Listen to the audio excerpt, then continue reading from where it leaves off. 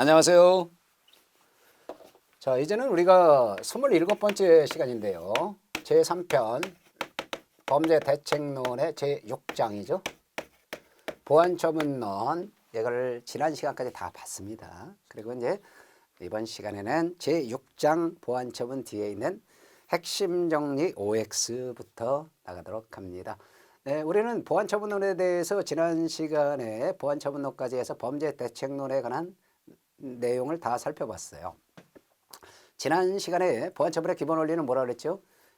보안처벌은 형벌과 달리 과거의 행위에 대해서 부과하는 게 아닙니다. 이거는 장래 위험성에 대비해서 장래 위험성이 있다. 여기에 근거해서 장래 위험성에 근거해서 가하는 형사제재입니다. 그렇기 때문에 형벌은 과거의 행위에 대해서 네가 행위한 만큼 책임을 져야 한다는 책임주의가 적용되지만 보안처벌은 비례의 원칙이 적용돼요. 그래서 비례의 원칙은 과잉금지의 원칙이고요. 과잉해서는 안 된다는 거예요, 한마디로. 그러니까 보안처분을 하기 위한 목적을 위해서, 보안처분의 목적을 위해서 쓰는 수단 있죠. 수단은 적합해야 되고요. 필요해야 되고, 그 다음에 균형이 있어야 돼요. 균형성이 있어야 된다는 것은 상당성이 있어야 된다는 겁니다. 그렇기 때문에 적필성을 지켜야 된다는 거죠. 그리고 보안처분은 있죠. 형벌과 달리 형벌은 범죄에 대해서 부과하죠. 그렇기 때문에 형벌을 부과할 때는 구성요건에 해당하고 위법하고 책임까지 있어야 되지만 보안처분은 구성요건에 해당하고 위법하고 위험성이 있어야 돼요. 장래에 중대한 위험성이 있는 행위라야 한다. 그런 걸 배운 겁니다. 그 다음에 우리 현행법상 보안처분 제도로 뭘 배웠어요? 소년법상 소년보호처분 이런 걸 배웠죠.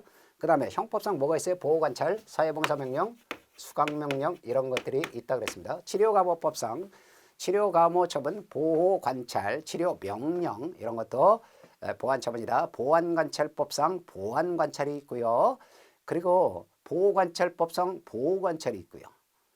그리고 아청법상 보호관찰, 그리고 아동청소년의 성보호에 관한 법률 아청법상 등록정보 공개명령, 등록정보 고지제도가 있고요. 그 다음에 이 성폭법상 성충동 약물치료명령 이것도 보안처벌에 해당한다고 했습니다. 그러면 성충동 약물치료명령은 화학적 거세를 하는 걸 했어요. 그래서 거세, 화학적 거세를 할 때 여러분 거세하고 단종은 구별돼요. 단종은 아까도 얘기했듯이 이거는 생식 능력을 없애는 거예요. 애를 못 낳게 하는 거죠, 한마디로. 그런데 성기능은 상실시키지 않습니다. 그러니까 생식 능력은 없애지만 그래서 애를 못 낳게 하지만 성행위는 할 수 있도록 하는 겁니다. 그런데 거세는 어때요? 생식 능력을 상실시킬 뿐더러 애를 못 낳게 할 뿐만 아니라 거세하는 거는요 아예 그 성행위 자체를 못하게 하는 거예요. 성기능 자체를 없애버리는 걸 거세한다 그래요. 그런데 이 화학적 거세 무시무시한 거죠. 약물로 화학적 거세를 하는 거, 성충동 약물치료명령 이런 보안처분을 하는 건 대상이 뭐라 그랬습니까? 교과서에 보충하라는 거. 그게 바로 성폭력 범죄를 저지른 자가 대상이 되는 겁니다. 그런데 성폭력 범죄를 저지른 자로서 19세 이상의 자에 자라야 돼요. 그리고 성도착증 환자라야 되고요. 다시 성폭범죄를 범할 재범의 위험성이 있는 자가 대상이 된다. 그런 걸 배운 바가 있어요. 그리고 우리가 상세하게 치료감호법 그리고 보안관찰법의 내용들을 봤습니다. 그러면 여기에 대해서 이제 핵심 정리 OX 보도록 하죠. 1번 보세요. 범죄 예방 모델은 최근에 가장 강조되는 모델로서 자 범죄를 예방하고자 하는 거예요. 범죄를 진압하는 게 바로 뭐예요? 형벌이라든가 이런 걸 가해서 범죄를 진압하는 것보다는 미리 범죄를 예방하자 하는 게 강조되고 있습니다. 그런데 범죄자에 대한 사회 내 처우를 강조한다? 맞아요? 틀려요.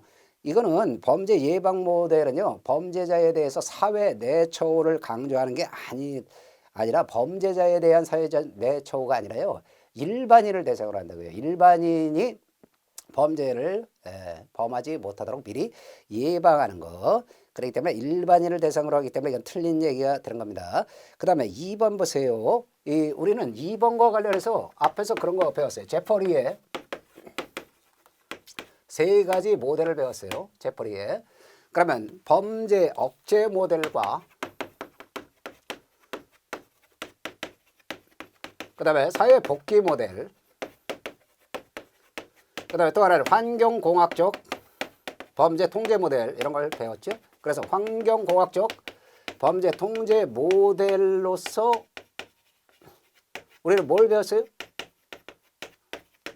기억나세요, 여러분? 셉테드. 셉테드는 이거에 바로 이 crime prevention through environmental design